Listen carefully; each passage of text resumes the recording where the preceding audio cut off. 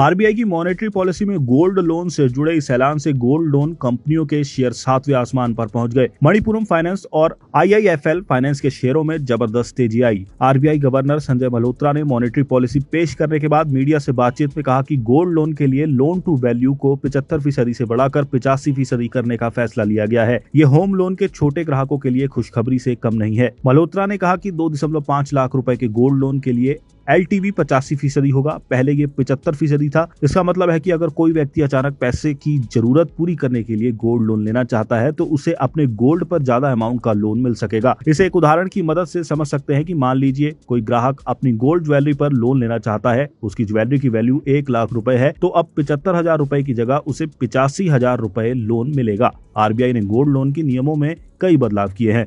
RBI ने gold loan के नए नियमों का ड्राफ्ट कुछ समय पहले पेश किया था। इसमें लोन टू वैल्यू की सीमा 75% रखी गई थी। दूसरा बड़ा बदलाव यह है कि बुलेट पेमेंट्स के लिए 12 महीनों की अवधि तय की गई है।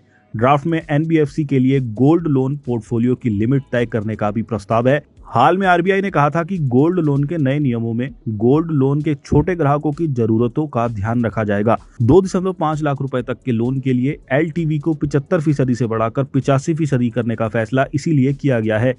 इससे कम अमाउंट का गोल्ड लोन लेने वाले लोगों को फायदा होगा।